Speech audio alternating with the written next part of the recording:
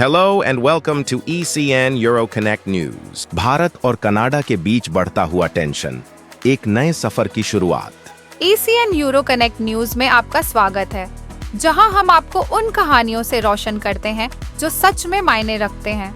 आज हम बात कर रहे हैं एक तेज बढ़ रहे तनाव के बारे में, जो दो ऐतिहासिक रूप से दोस्ती के रिश्ते रखने वाले देश भारत और कनाडा के बीच हो रहा है।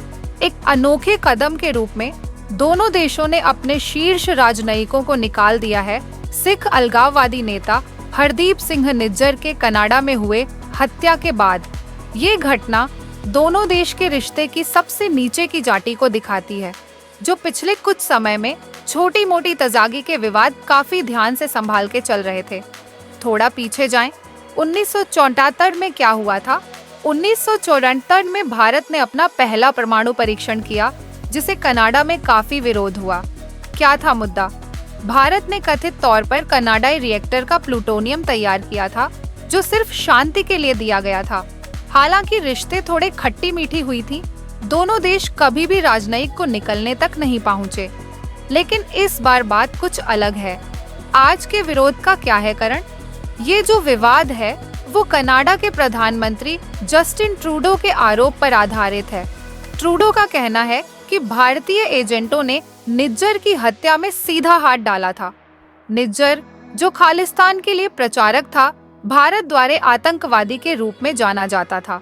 कनाडा के अधिकारियों को लगता है कि भारतीय एजेंट सिर्फ हत्या में हैं, खालिस्तानी समर्थकों पर हिंसा भड़काने में भी शामिल थे। हमारे लिए ये कभी भी स्वीकार करना मुमकिन नहीं है, खासकर एक लोकतंत्र के लिए जो कानून का सम्मान करती है, ट्रूडो ने अपने बयान में कहा, जो और भी तनाव को बढ़ा गया। कनाडा में सिखों की महत्वपूर्ण भूमिका ये सिर्फ एक राजनयिक विवाद नहीं है। सिखों, जो कनाडा की आबादी का एक बड़ा हिस्सा है, लगभग 770,000, उनका राजनीतिक प्रभाव काफी ज्यादा है। सिखों ने 15 सीटें कनाडा की संसद में जीती हैं, जबकि उनकी आबादी सिर्फ 2% है।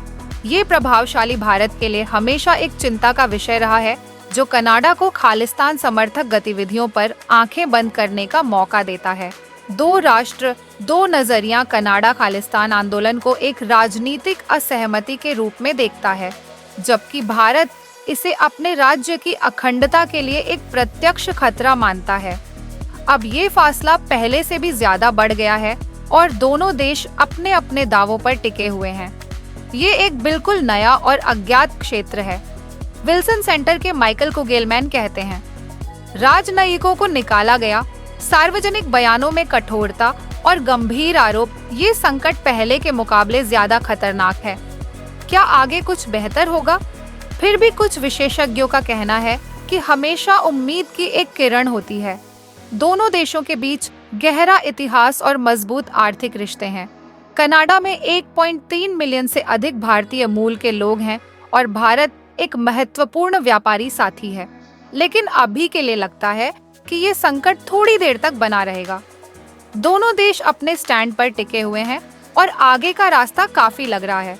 जैसे कि राजनीतिक विशेषज्ञ कह रहे हैं, ट्रूडो की सरकार को अपने ही लोगों से भी ज्यादा सवालों का सामना करना पड़ रहा है, क्योंकि चुनाव करीब हैं। समापन, ये बढ़ता हुआ विरोध केवल राजनयिक संबंधों को ही नहीं, बल्कि कनाडा की सरकार को भी वैश्विक सुर्खियों में लाया जा रहा है। ये घटना कैसे आगे बढ़ेगी, वक्त ही बताएगा। ECN यूरो कनेक्ट न्यूज से जुड़ने के लिए धन्यवाद। अगर आपको ये कहानी पसंद आई हो तो हमारे चैनल को लाइक, शेयर और सब्सक्राइब करना ना भूलें। हम आपको इस कहानी के आगे के अपडेट देते रहेंगे। संपूर्ण कवरेज के लिए हमारे ECN Euro Connect news YouTube digital channel पर जाइए।